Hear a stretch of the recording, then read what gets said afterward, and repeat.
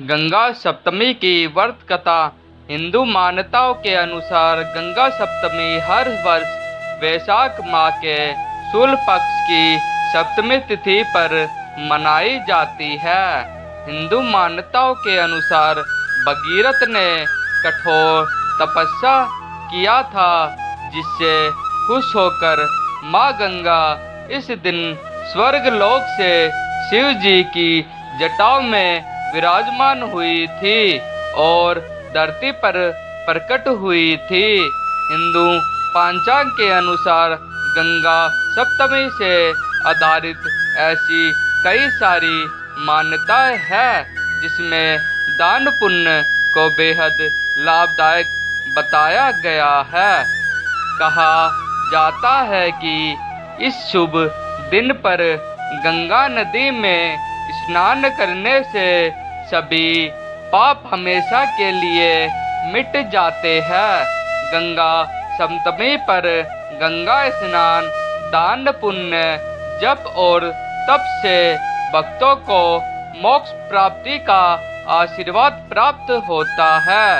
इस विशेष दिन पर माँ गंगा की पूजा करना बेहद लाभदायक माना जाता है। इसके साथ इस दिन कथा का पाठ करना भी माँ गंगा के भक्तों के लिए बेहद फायदेमंद साबित होता है। गंगा सप्तमी की व्रत कथा। बहुत समय पहले इस धरती पर भगीरथ नाम के एक बेहद प्रतापी राजा निवास करते थे। अपने पूर्वजों को जीने मरने दोष से मुक्त करने हेतु गंगा को पृथ्वी पर लाने के लिए वह कठोर तपस्या करना शुरू कर दिया। भगीरथ की भक्ति और कठोर तपस्या को देखकर माँ गंगा बेहद प्रसन्न हुई और फलस्वरूप वह भगीरथ की बात मान ली। लेकिन एक समस्या आन पड़ी। उन्होंने राजा भगीरथ से बताया कि अगर वह स्वर्ग से सीधा पृथ्वी पर आएगी तो पृथ्वी को उनकी गति असहनशील हो जाएगी और सरातल में चली जाएगी। माँ गंगा की यह बात सुनकर भगीरथ अचरज में पड़ गए और इस समस्या का समाधान ढूंढने लगे।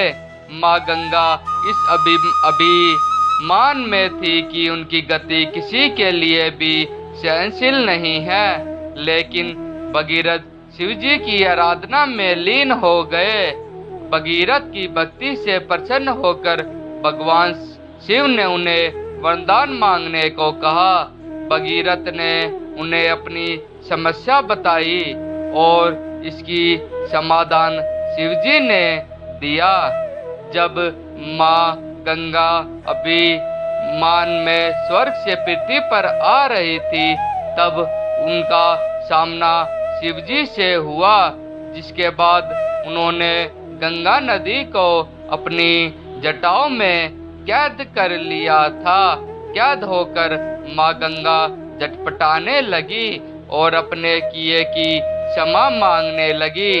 माँ गंगा की झटपटाहट देखकर भगवान शिव ने उन्हें माफ किया और उन्हें छोड़ दिया।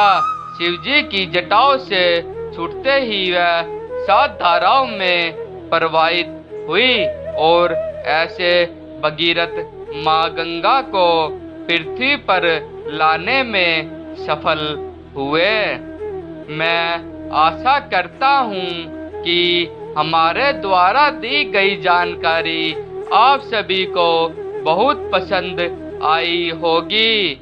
हमारे इस पोस्ट को अपने फेसबुक, व्हाट्सएप, इंस्टाग्राम पर जरूर शेयर करें।